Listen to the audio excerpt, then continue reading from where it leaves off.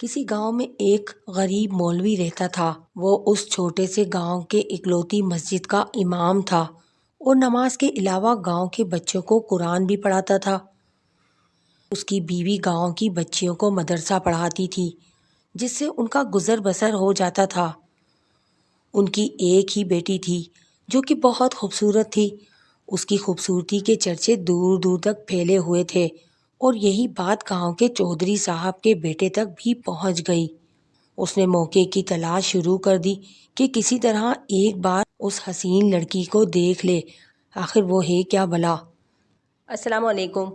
کہانی سننے سے پہلے آپ میرے اردو قصہ کہانی چینل کو سبسکرائب کر کے بیل نوٹیفیکیشن کو آن کر دیں تاکہ آپ کو میری ہر آنے والی ویڈیو کا نوٹیفیکیشن مل سکے۔ کسی گاؤں میں ایک غریب مولوی رہتا تھا۔ وہ اس چھوٹے سے گاؤں کے اکلوتی مسجد کا امام تھا اور نماز کے علاوہ گاؤں کے بچوں کو قرآن بھی پڑھاتا تھا، جبکہ اس کی بیوی گاؤں کی بچیوں کو مدرسہ پڑھاتی تھی، جس سے ان کا گزر بسر ہو جاتا تھا۔ ان کی ایک ہی بیٹی تھی جو کہ بہت خوبصورت تھی۔ اس کی خوبصورتی کے چرچے دور دور تک پھیلے ہوئے تھے اور یہی بات گاؤں کے چودھری صاحب کے بیٹے تک بھی پہنچ گئی۔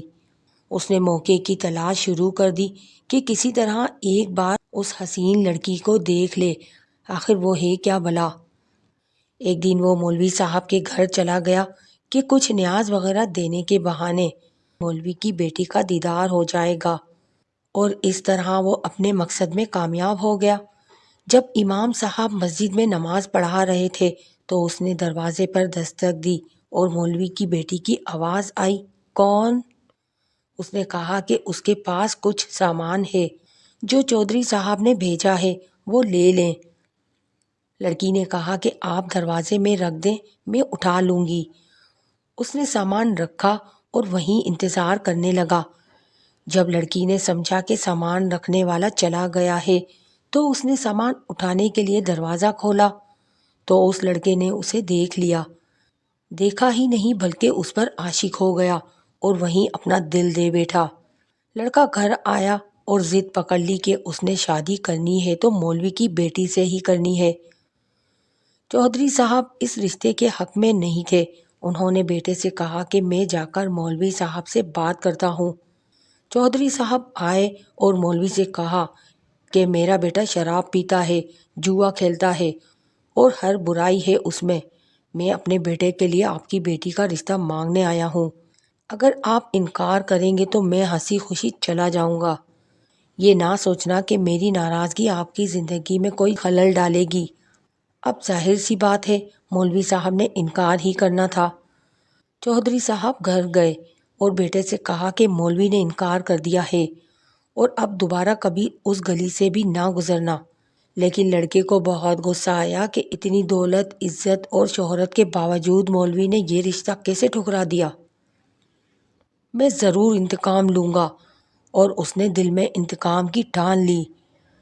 ادھر مولوی صاحب کی بیٹی بیمار ہو گئی اور اسے پیٹ میں درد شروع ہو گیا۔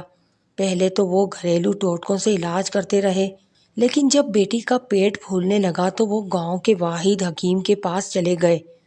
اس وقت الٹرا ساؤنڈ وغیرہ اور جدید آلات تو نہ تھے، لہٰذا حکیم صاحب نے بچی کے نبض چیک کی۔ پیٹ درد کی شدت کا جانچنے کے لیے بتایا کہ آپ کی بیٹی حاملہ ہے۔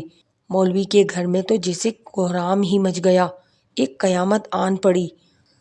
مولوی نے بیٹی کو بہت مارا پیٹا کہ کس کے ساتھ منہ کالا کروا کر آئی ہے، کس کا بچہ ہے تیرے پیٹ میں۔ ایک دو بار اسے قتل بھی کرنا چاہا، لیکن میں بیچ میں آ گئی۔ اسے یقین تھا کہ اس کی بیٹی بے گناہ ہے۔ وہاں اس کی بیٹی بھی اس امتحان پر اللہ سے امید لگا کر بیٹھ گئی کہ اب کوئی معجزہ ہی اسے اس ناکردہ گناہ سے نکال سکتا ہے۔ ادھر چودھری صاحب کے بیٹے نے جب دو تین بار مولوی صاحب کو بیٹی کے ہمراہ حکیم کے پاس جاتا دیکھا تو حکیم کے پاس چلا گیا۔ تھوڑی سی رقم ادا کی تو حکیم نے ساری بات اگل دی۔ چودھری کا بیٹا واپس آیا اور گاؤں کے میراثی کو کچھ رقم دے کر سارے گاؤں میں اعلان کروا دیا کہ مولوی صاحب کی بیٹی بغیر نکاح کے حاملہ ہو گئی ہے۔ گاؤں کی عورتیں مولوی کے گھر آنے لگیں اور پوچھنے لگی کہ ایسا کیا ہو گیا ہے کہ بیٹی کو یہ گناہ کرنا پڑا، اس کی شادی کیوں نہ کروا دی، کس کے ساتھ منہ کالا کیا ہے؟ غرض جتنے منہ اتنی باتیں۔ گاؤں کی پنچایت نے مولوی صاحب سے امامت واپس لے لی اور انہیں 1 ماہ کا وقت دے دیا کہ وہ اپنی رہائش کا بندوبست کسی اور گاؤں میں کر لیں۔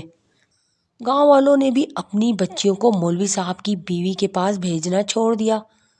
ہر طرف سے مولوی صاحب پریشانیوں میں گھرے جا چکے تھے، انہیں کوئی راستہ دکھائی نہیں دے رہا تھا۔ ایک دن وہ پریشانی کے عالم میں بیٹھے تھے کہ دروازے پر دستک ہوئی۔ جا کر دروازہ کھولا تو سامنے ایک خوبرو جوان کھڑا تھا۔ اندر آنے کی اجازت طلب کی تو مولوی صاحب پریشانی کے عالم میں کچھ سوچنے لگے۔ لڑکا سمجھ گیا اور اپنا تعارف کروایا کہ میں آپ کا شاگرد، بچپن میں آپ سے قرآن پڑھا ہے، فلاں شخص کا بیٹا ہوں اور برابر والے گاؤں سے آیا ہوں۔ مولوی صاحب نے پہچان لیا اور اسے اندر لے آئے۔ اس نے اپنے آنے کا مقصد بتاتے ہوئے کہا کہ اسے معلوم ہوا ہے کہ آپ کی بیٹی کے ساتھ یہ ماجرا پیش آیا ہے۔ مزید بتایا کہ وہ شہر سے حکمت کا کورس مکمل کر کے آیا ہے اور گاؤں میں حکمت خانہ بنانے کا ارادہ رکھتا ہے، لیکن آتے ہی اسے اس بات کا علم ہوا تو اسے یقین نہیں آیا کہ یہ واقعہ سچ ہے اور وہ اس کا راز معلوم کرنے پہنچ گیا۔ مولوی صاحب کو بھی کچھ امید سی نظر آنے لگی۔ اس لڑکے نے مولوی صاحب کی بیٹی کی نبض دیکھی، کچھ تفصیلات پوچھی اور پھر کچھ سوچتے ہوئے مولوی صاحب سے 1 بکرے اور 1 کتے کا بندوبست کرنے کو کہا، جبکہ لڑکی کو دن کا کھانا کھانے سے منع کیا اور بھوکا رہنے کو کہا۔ اس کی بات پر عمل کرنا پڑا۔ مولوی صاحب اور کرتے بھی کیا، ڈوبتے کو تنکے کا سہارا۔ رات تک سارا بندوبست کر دیا۔ لڑکے یعنی حکیم نے گاؤں کی کچھ معزز عورتوں کو بھی بلوا لیا اور ان سے بکرے کا گوشت پکانے کو کہا۔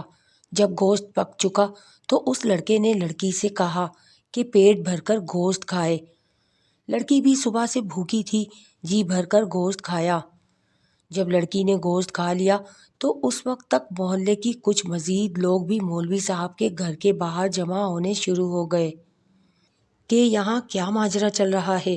اس لڑکے نے مولوی صاحب کی بیٹی کو بلوایا اور دوسرے کمرے میں لے گیا جہاں اس نے پہلے سے کتا ذبح کر کے رکھا ہوا تھا۔ جو گوشت اس نے کھایا ہے وہ اسی کتے کا گوشت تھا۔ بس پھر کیا تھا، لڑکی نے الٹیاں شروع کر دی اور جو کچھ کھایا تھا سب باہر آنے لگا۔ کچھ ہی دیر میں اس کے پیٹ سے الٹی کے ذریعے ایک مینڈک بھی باہر نکل آیا، جسے سب محلے والوں نے اپنی آنکھوں سے دیکھا۔ جیسے ہی مینڈک باہر نکلا لڑکی کو کچھ سکون سا محسوس ہونے لگا تو وہ لڑکا کہنے لگا کہ اس لڑکی نے کسی ندی یا دریا کا پانی پیا تھا۔ اس وقت چھوٹا سا مینڈک کا بچہ اس کے حلق کے ذریعے پیٹ تک جا پہنچا۔ جب وہ مینڈک کا بچہ بڑا ہوا تو اسے تکلیف شروع ہو گئی اور انفیکشن کی وجہ سے پیٹ بھی پھولنا شروع ہو گیا۔ گاؤں کے سب لوگ اس لڑکے کی ذہانت اور حکمت دیکھ چکے تھے اور اس لڑکی کی پاک دامنی بھی سب پر واضح ہو گئی۔ مولوی صاحب نے اس لڑکے کے اصرار پر اپنی بیٹی کا نکاح اس نوجوان سے کر دیا اور یوں وہ ہنسی خوشی اپنی زندگی بسر کرنے لگے۔